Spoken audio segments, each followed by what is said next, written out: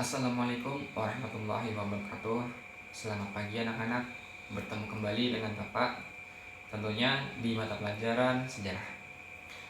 Pada pagi hari ini kita akan belajar materi tentang sistem kepartaian dan pemilihan umum tahun 1955, tentunya pada masa demokrasi liberal. Sebelum masuk ke dalam materi, alangkah baiknya kita berdoa terlebih dahulu agar pembelajaran pada pagi hari ini bisa berkah dan manfaat. Oke, Bapak akan pimpin. Sebelum kita melaksanakan pembelajaran pada pagi hari ini, marilah kita berdoa menurut agama dan keyakinan masing-masing. Berdoa dimulai.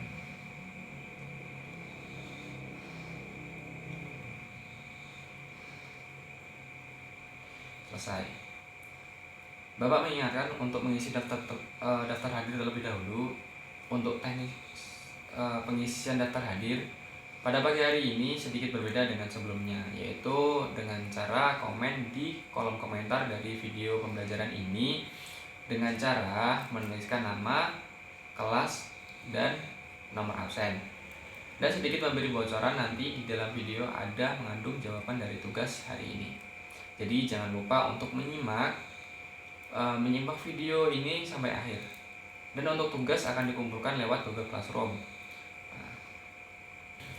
Langsung saja kita akan masuk ke dalam materi yang pertama, yaitu sistem kepartaian. Nah, seperti yang kita tahu, partai-partai di dalam demokrasi liberal ini banyak banget. Nah, kenapa? Karena sebab munculnya partai itu karena maklumat pemerintah yang dikeluarkan oleh Mohatta pada tanggal 3 November 1945 yang berbunyi, yang pertama adalah pemerintah Indonesia menghendaki munculnya partai-partai politik untuk menjadi media dalam menyalurkan dan mempresentasikan seluruh aliran dan paham yang terdapat di Indonesia. Kedua, pemerintah berharap supaya partai-partai politik itu telah tersusun. Sebelumnya dilangsungkan pemilihan anggota Badan dan Perwakilan Rakyat pada bulan Januari 1940. Baik, selanjutnya adalah dampak dari munculnya maklumat yang dikeluarkan oleh Mohatta tersebut. Akhirnya partai-partai politik kembali muncul dan banyak partai-partai baru yang bermunculan. Partai apakah semua itu? Yaitu yang pertama adalah Majelis Syuro Muslimin Indonesia atau Masyumi. Kedua, ada Partai Nasional Indonesia atau PNI. Tiga, ada Partai Sosialis Indonesia. Keempat, Partai Komunis Indonesia. Kelima, Partai Buruh Indonesia. Keenam, Partai Rakyat Jelantah. Ketujuh, Partai Kristen Indonesia. Kedelapan, Partai Rakyat Sosialis. Kesembilan, Persatuan Marhan Indonesia.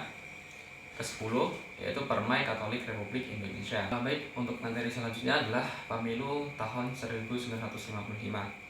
Nah, pemilu ini dilatar belakangi oleh pertama revolusi fisik atau perang kemerdekaan. Menuntut semua potensi bangsa untuk memfokuskan diri pada usaha mempertahankan kemerdekaan. Kedua, pertikaian internal, baik dalam lembaga politik maupun pemerintahan, cukup menguras energi dan perhatian. Ketiga, belum ada undang-undang pemilu yang mengatur tentang pelaksanaan pemilu, atau dalam kurung undang-undang pemilu baru disahkan pada 4 April 1953 yang dirancang dan disahkan oleh Kabinet Wilopo.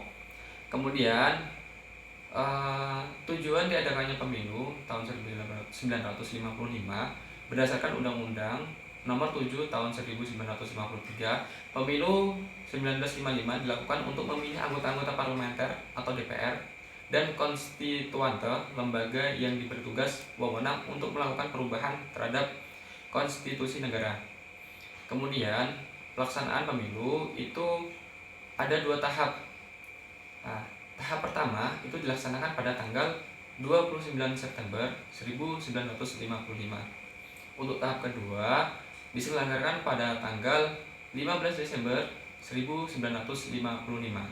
Kemudian hasil dari pemilihan umum tahun 1955 itu ada 4 partai tertinggi yang mendapatkan suara terbanyak, yaitu yang pertama adalah Partai Nasional Indonesia, mendapatkan jumlah suara 4.434.653.000. Untuk jumlah kursinya adalah 57.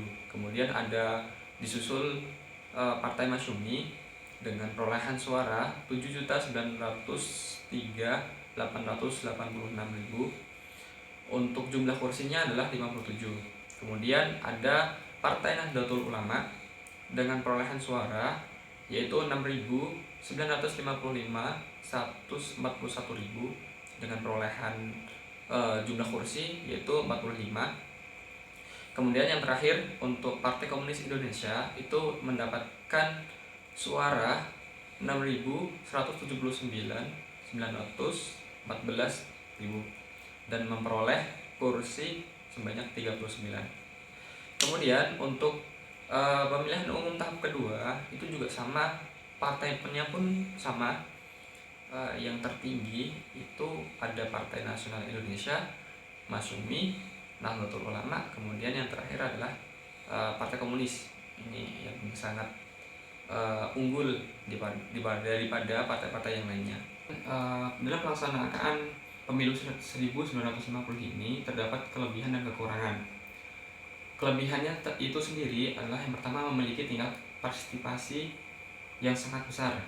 Kedua, peserta pemilu mencapai 90% dari semua warga yang punya hak milih. Ketiga, lebih dari 39 juta orang memberikan hak suaranya dan mewakili 91,5% dari para pemilih terdaftar.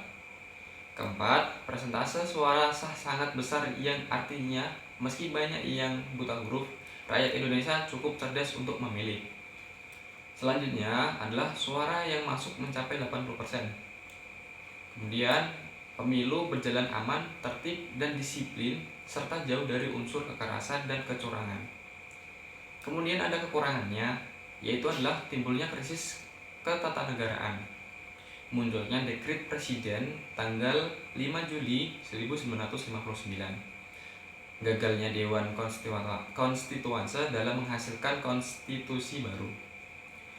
Tidak ada parpol yang memperoleh suara mayoritas mutlak sehingga tujuan pemilu untuk bisa menghasilkan parlemen yang representatif gagal didapatkan sehingga stabilitas pemerintahan sangat sulit didapatkan.